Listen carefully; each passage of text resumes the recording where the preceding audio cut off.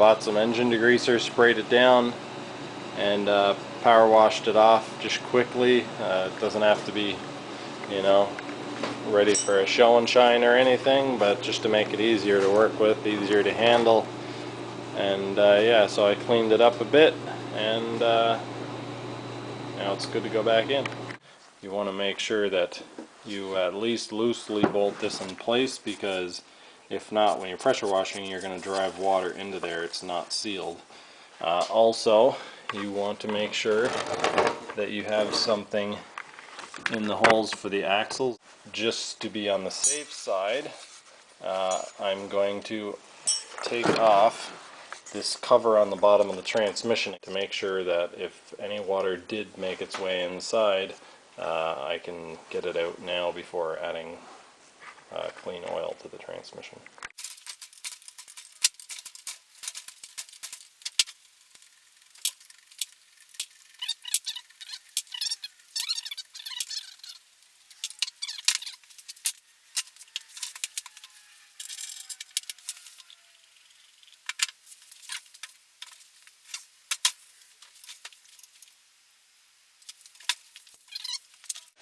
We let all the old oil and any debris water that was in there drain out. And I'm just cleaning the cover up a little bit. Not enjoying threading these all in by hand with a ratchet, so I'm going to grab my little electric impact guy. One of my favorite tools here. Might seem silly being so small and all that, but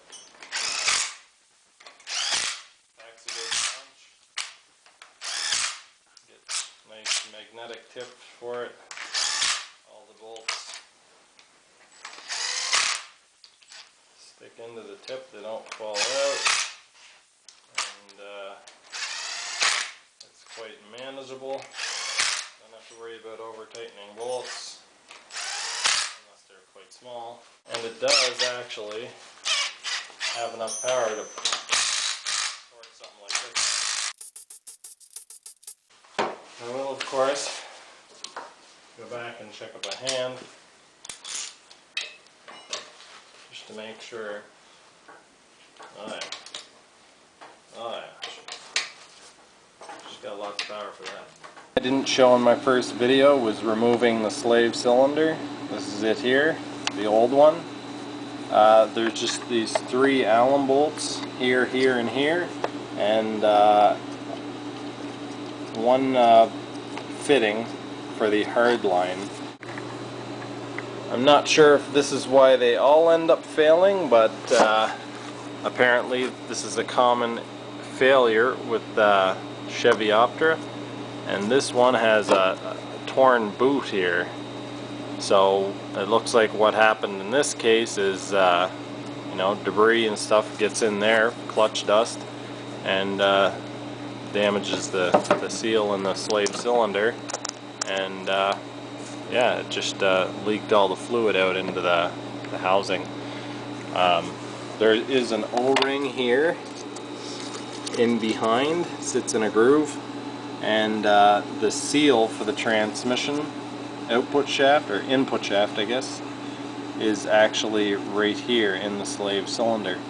So I'm not sure if the new one comes with that yet, but I'll have to make sure to check. So here is the new slave cylinder.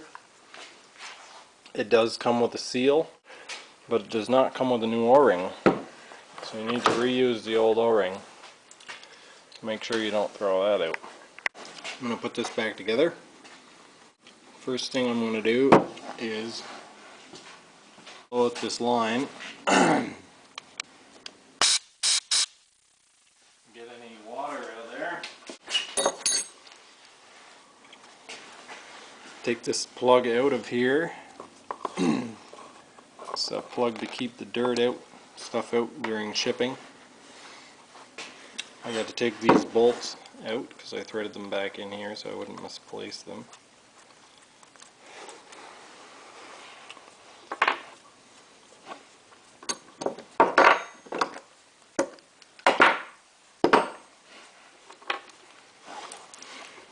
Okay, now we got to carefully fit this O-ring back into that groove. See, it doesn't want to fit terribly well. I should be able to make it fit, but there's a little trick. If an O-ring's ever a little bit too big, you could put it in the freezer, but it's icy and snowy outside, so I'm going to take it outside and sit it in the cold and see if it shrinks up. Okay, so the O-ring is back, fresh out of the snowbank. Let's see if it's going to make a liar out of me now. No, she fits in there perfect.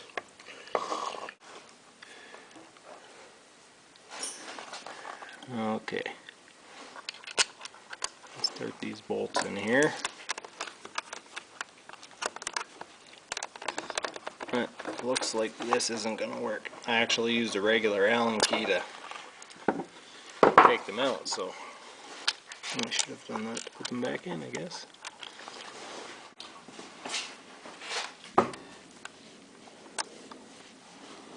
It's a 5mm Allen key, just in case anybody's wondering.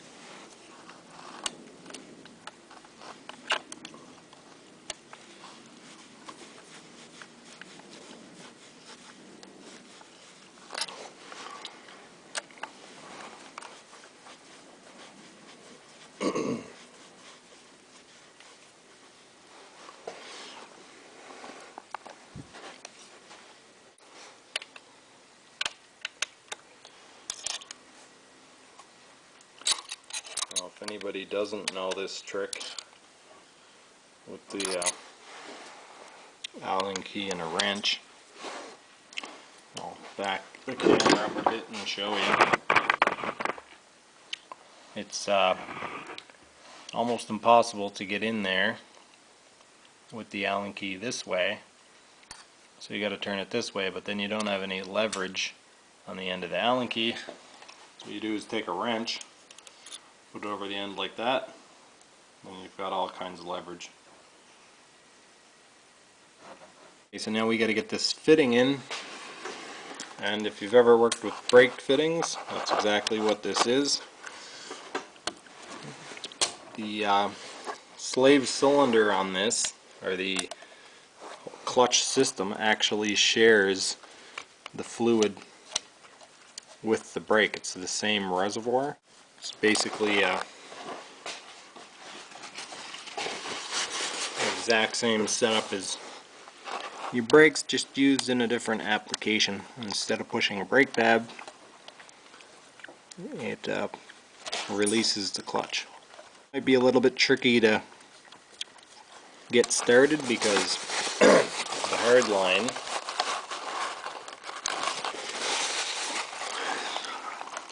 doesn't want to line up, and if it doesn't line up, then it won't start. So there we have it. I gave the hard line a little bit of a tweak there, bent it, and now it started right in. Use a 10mm wrench on this to tighten it up. I might be making a mistake doing this, but I'm going to wait until it's back in to add oil to it. I believe this is where the oil is added. In most manual transmissions, there's a filler slash oil level plug, so basically you would fill it up until it started coming out of this hole. You fill it through this hole and keep filling it until it starts coming out the hole. That's how you know when it's done. I noticed that up here for the speedometer drive,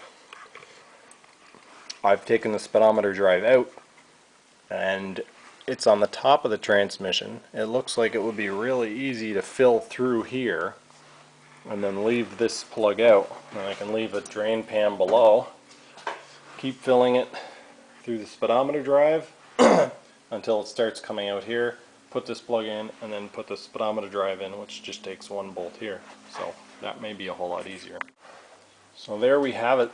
The transmission is basically ready to go back in.